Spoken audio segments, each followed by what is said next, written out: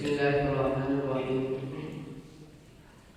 نحمده ونصلي على رسوله الكريم أما بعد فأعوذ بالله من الشيطان الرجيم بسم الله الرحمن الرحيم ومن يرتد منكم عن دينه فيمت وهو كافر فأولئك حبطت أعمالهم في الدنيا والآخرة وأولئك أصحاب النار هم فيها خالدون صدق الله العظيم.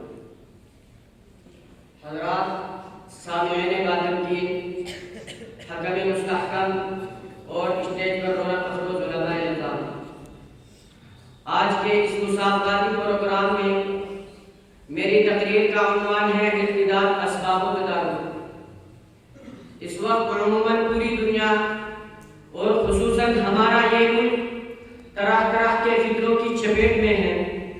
قسم قسم کے فکرے جہنم کے شعلوں کی طرح بھٹک رہے ہیں۔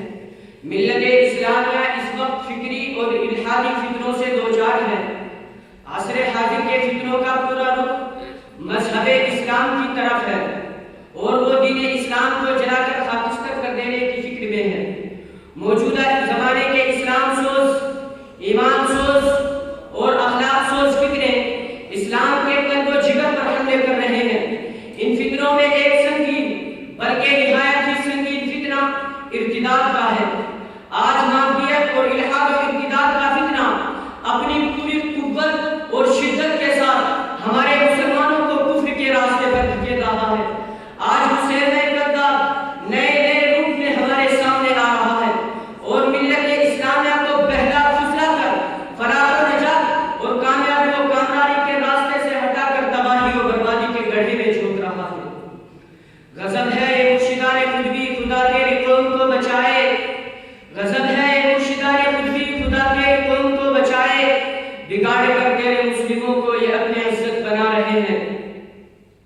آج RSS، آریہ سماج، بجرنگ دل اور نہ جانے کن کن ہندو تنظیموں نے دن رات ایک کر کے ہمارے کتنے ہی ہندی مسلمانوں کو مختلف حربے اپنا کر مذہب اسلام سے باہر کر دیا ہے۔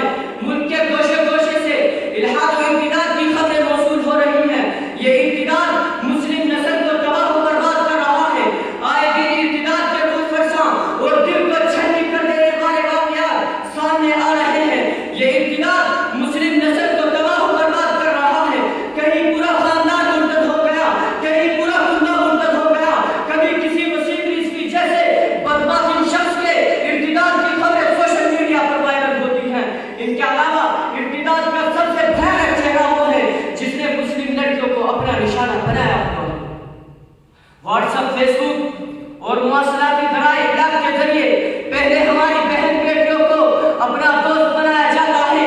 یہ دوستی گہری ہوتی جاتی ہے، تفریح اور پکنک پر ساتھ جانے لگتے ہیں، ان کے ذہن و دماغ کو تبدیل کرنے کی کوشش کی جاتی ہے۔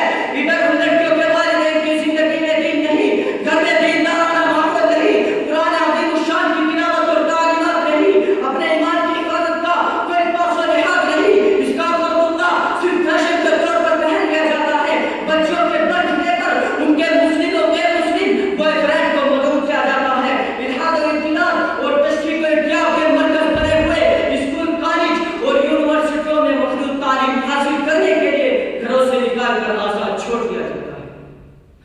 خوش تو ہیں ہم بھی جوانوں کی ترقی سے مگر، خوش تو ہیں ہم بھی جوانوں کی ترقی سے مگر، لبے خندہ سے نکل جاتی ہے فریاد نثار۔ ہم سمجھتے تھے کہ لائے گی تعلیم فراغت، کیا خبر تھی کہ چلا آئے گا الحاد وصال۔ بچیوں کی بے لگام اور بے محابہ آزادی کو بڑھاوا دینے کے لیے ملٹی میڈیا موبائل کے بے دریغ استعمال کو روانہ رکھا گیا۔ بے پردگی اور بے حیائی سے بے حیائی تک، بے حیائی سے بدکرداری تک اور بدکرداری سے بددینی تک اور بددینی سے ارتداد تک کا سفر طے ہوتا گیا۔ اور ان بچوں کے والدین خواب غفلت میں میٹھی نیند سوتے رہے، نہ ان بچوں کے تعلقات کی چھان بین کی، نہ ان کے موبائل کے استعمال کی نگرانی کی، نہ ان کے اٹھنے بیٹھنے اور نہ آنے جانے تک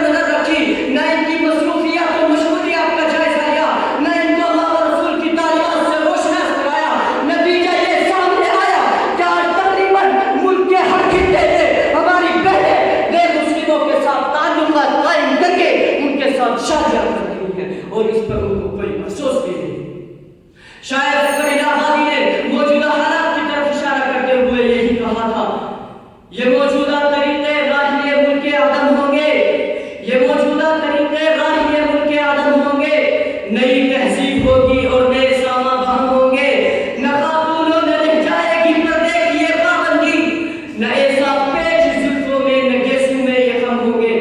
اخیر میں تو بس یہی کہوں گا کہ ضرورت اس بات کی ہے کہ تعلیمات اسلامیہ کو عام کیا جائے اور اپنے ماتحتوں کو اس کی جانب متوجہ کیا جائے اور انہیں اس بات کا مکلف بنا دیا جائے کہ تم شوق سے کالج میں پڑھو یا پارک میں گھومو، تم شوق سے کالج میں پڑھو یا پارک میں گھومو، جائز ہے کہ تم غباروں میں اڑو یا چرخ پہ جھولو، بس ایک سخن بندے عاجز کی رہے یاد، اللہ اور اپنی حقیقت کو